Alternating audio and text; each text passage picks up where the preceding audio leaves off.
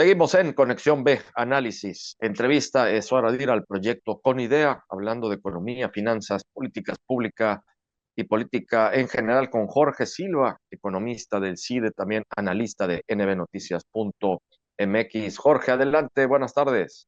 Hola, ¿qué tal, Jorge Luis? Muy buena tarde, gusto saludarte a ti y a todo el auditorio. Igualmente, Jorge, y bueno, pues nos traes un tema interesante, la resaca del sexenio pasado. ¿Qué nos deja? ¿Qué cosas nos está dejando a esta administración de Andrés Manuel López Obrador, entre otras y muchas cosas, buenas o malas, Jorge? Así es, Jorge, como dices, entre muchas otras cosas, nada más vamos a resaltar hoy la parte pública, un tema público y un tema privado. El tema público, Jorge, auditorio, es referente a los programas sociales y los datos que han estado arrojando ahorita, por ejemplo, la Coneval, que se encarga de analizar precisamente cuáles son los resultados, el impacto de cada uno de estos programas sociales. Nada más, Jorge Auditorio, se encuentran prácticamente sin control de análisis 45.000 millones de pesos en 7 programas sociales. Fue lo que argumenta en este caso la Coneval. Es decir, veníamos nosotros analizando, Jorge, que no hay reglas de operación clara en los programas sociales, sino solamente lineamientos. Por lo tanto, ahorita existen observaciones que carecen muchos de estos programas, 7 en específico, de criterios mínimos para aprobar sus indicadores y una falta, Jorge, de acompañamiento tanto técnico como metodológico. Es decir, no existe una supervisión y no existe una medición sobre el impacto. Hoy, Jorge, no se tienen estas herramientas para los programas sociales que permitan demostrar precisamente, mediante todo el monitoreo, el avance, los objetivos de los programas, si realmente cumplen con un objetivo público y quién es ese objetivo público. ¿Por qué jóvenes? ¿Por qué adultos? ¿Por qué el sector salud? ¿Por qué el sector educación? Y sobre todo, si se abaten estos indicadores. Y hoy no tenemos esos resultados. Tan solo, Jorge, para dimensionarlo, de estos 7 programas, tenemos a las universidades del bienestar Benito Juárez, aproximadamente como con 3.800 millones de pesos. También tenemos la vigilancia epistemológica, tenemos los precios de garantía, Jorge, para el campo, 2.500 millones de pesos. Y tenemos uno, Jorge, la atención a salud y medicamentos gratuitos para la población que tiene seguridad social, con 34.400 millones de pesos, porque juntos hacen aproximadamente más de 45.000 millones de pesos que hoy no se tiene una claridad realmente si fueron eficientes o no. Inclusive, Jorge, el reporte avienta que hay 2 categorías que no tienen, así como lo escuchan, que no tienen ni siquiera un rubro específico en el presupuesto de egresos de la federación. Por lo tanto, Jorge, creo que tendremos muchos más meses para analizar cuál ha sido el impacto de este sexenio en términos de programas sociales y si realmente van a abatir un tema de educación, de salud, de bienestar o no existe el control, por ejemplo, no hay controles externos, por lo tanto se da una autocomplacencia. ¿A qué me refiero con esta autocomplacencia? Que realmente pueden ser temas totalmente electorales y lo seguiremos analizando. Y en la parte privada, Jorge, un tema bastante complejo y delicado. Nosotros hemos estado tratando de hablar, de ver las bondades del nearshoring, a qué se refiere acercar a toda la parte industrial aquí en México con esta reestructuración geopolítica que se hace y demás. Hubo una reunión que se tiene que ver con el American Society of México de estos empresarios estadounidenses y anunciaron algo que no es nada alentador. Anunciaron, Jorge, un freno a las inversiones en México y amenazaron con llevarse toda la parte de los recursos a Texas. Ya se venía vislumbrando. El gobernador de Nuevo León también fue cuestionado en el marco de estas notas de qué es lo que pasó con Tesla y lo pone o lo condiciona a las elecciones de Estados Unidos que vienen en 15 días, pero ya empiezan a circular las notas, Jorge, que realmente ha causado mucha incertidumbre este inicio de gobierno, principalmente con una de las reformas, que es la reforma del Poder Judicial.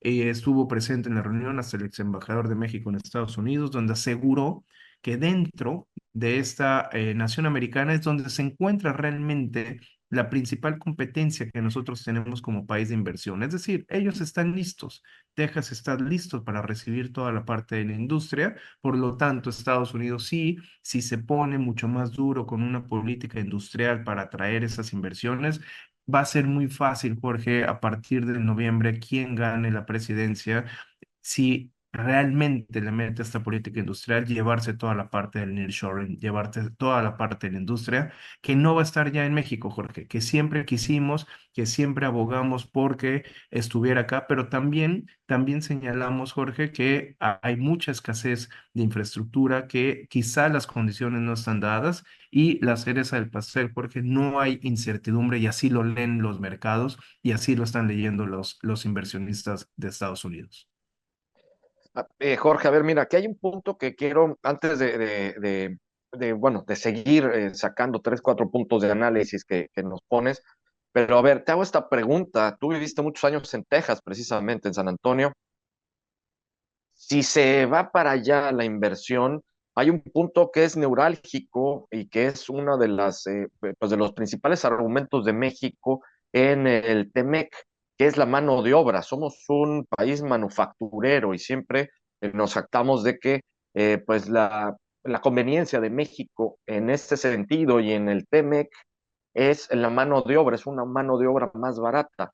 Y si las inversiones, los inversionistas optan por Texas, pues van a tener una mano de obra más cara, quiero entender, porque ya van a estar operando con trabajadores estadounidenses. Entonces el costo de producción se va a elevar. ¿Qué va a pasar en ese sentido? Es decir, ¿ya brincaron ese escollo? Así es, Jorge. Mira, fíjate que tocas un punto medular. México se jactaba de decir, vengan a invertir porque tenemos una mano de obra barata. Las condiciones actuales del mercado, Jorge, quizá ya no requieren una parte de mano de obra barata, sino una mano de obra calificada. La pregunta es si los tenemos. La pregunta es si tenemos todos los estándares de competencia y tenemos la capacitación y la profesionalización para atraerlo. La respuesta es que también estamos un paso detrás de esta parte. ¿Qué es lo que pasa? Prácticamente en un tema de costo-eficiencia, Jorge, sí se puede conseguir la mano de obra, pero lamentablemente quizá en esta parte no podamos conseguir mano de obra tan mexicana como la querramos y Estados Unidos tenga que ver hacia otros mercados y tenga que ver hacia otro modelo de negocio. ¿Cuál es la problemática? Aquí es doble. Una, que no llega la inversión. Dos, que empieza a contratar gente, quizá del mismo Estados Unidos, para estos parques industriales que probablemente se estén desarrollando y que nos quedemos rezagados totalmente con la mano de obra que tenemos. Hoy, por ejemplo, Jorge, te puedo decir con hechos que toda la frontera entre Texas y México, en este caso todos los estados de Tamaulipas, están sufriendo, y si nos están escuchando todos nuestros paisanos que están allá, están sufriendo. ¿Por qué? Porque también hay una pérdida, Jorge, de productividad y están haciendo cortes en las empresas. Por lo tanto, hay mucha mano de obra ahí que también se está quedando rezagada en términos laborales. Es decir, las condiciones no están siendo favorables ni tanto para las empresas que están instaladas, ni mucho para las que se quieren instalar. Por lo tanto, tenemos ahí doble problemática. ¿Qué pasaría si las llevan a Estados Unidos? Sí, probablemente se pague mejor, probablemente se requiera y podemos como mexicanos colocarnos en el lado de Texas, pero ojo, no es tan fácil brincar el charco, no es tan fácil brincar esta parte de la documentación, de que las empresas jalen de primera instancia, por lo tanto se vuelve complejo. Por eso, Jorge, era la necesidad de apuntalar hacia un nearshoring dentro del país, dentro de las fronteras, en las regiones que tenemos para capacitar la mano de obra que tenemos y sobre todo para tener más crecimiento económico nosotros. Realmente sí es preocupante. Ahora viene también el tema Estados Unidos, elecciones en 15 días. Y si es Donald Trump, pues la cosa se va a poner mucho más compleja para nosotros los mexicanos en este sentido, porque él está buscando precisamente eso, que todo se vaya, la inversión se vaya a Estados Unidos para poder abrir oportunidades laborales para los propios norteamericanos y que a nosotros nos releguen, nos hagan a un lado. Y si es Kamala Harris, pues no está muy distante tampoco de esto, ¿no? Así es, Jorge. La política industrial que tienen ellos es muy agresiva en términos muy proteccionistas y nosotros vamos a estar complicados en dos aspectos. Uno, en la parte de un déficit público, es decir, no tendríamos dinero para invertir, tendríamos dinero, estaríamos pidiendo, ya se está hablando que se está pidiendo dinero también para endeudarse y tratar de subsanar este gran déficit público que dejan los programas sociales, como lo mencionaba, arriba del 6%, donde tenemos que estar prácticamente al 3% y no hay dinero que lo pueda pagar. Por lo tanto, Jorge, dejamos nuevamente de invertir. La inversión, Jorge, la inversión va a ser la palabra clave en este sexenio. Veamos cómo lo enfrenta la nueva presidenta, cómo lo enfrenta. ¿Por qué? Porque las empresas, Jorge, requieren mucha infraestructura para poder operar adecuadamente. Necesitamos energía, necesitamos comunicaciones, seguridad social, mano de obra calificada y sobre todo certidumbre jurídica. Entonces, lo público aquí va de la mano de lo privado. Un gran déficit que no nos va a permitir quizá tener una inversión muy buena y por lo tanto la repercusión inmediata es que no podemos atraer precisamente esta inversión extranjera que porque no les generamos las condiciones mínimas necesarias, sobre todo, Jorge, certidumbre jurídica, que es la que no tenemos hoy en día. Y ya nada más para cerrarlo y que quede muy claro, Jorge, amigos y amigas que nos ven y nos escuchan, es debido a la reforma al Poder Judicial que emprendió Andrés Manuel López Obrador. Reforma al Poder Judicial, Jorge, que le explotó a esta presidenta, creo que ya lo habíamos comentado, le dejó un regalo innecesario, un problema innecesario. Bien que está el Poder Judicial afrontando el problema, lo cual yo creo que es muy loable por parte de ellos, porque sin contrapesos, Jorge, y sin división de poderes no hay esta certidumbre que tanto buscan los empresarios y los inversionistas. Excelente el tema, Jorge. Pues vamos a estar dándole seguimiento a todo esto. Vamos a esperar también qué va a suceder en los Estados Unidos en las elecciones. Y pues va a haber mucho que analizar, Jorge. Como siempre, te agradezco mucho. Vamos a estar contigo la próxima semana. Gracias, Jorge. Un saludo a ti y a todo el auditorio. Muy buena tarde.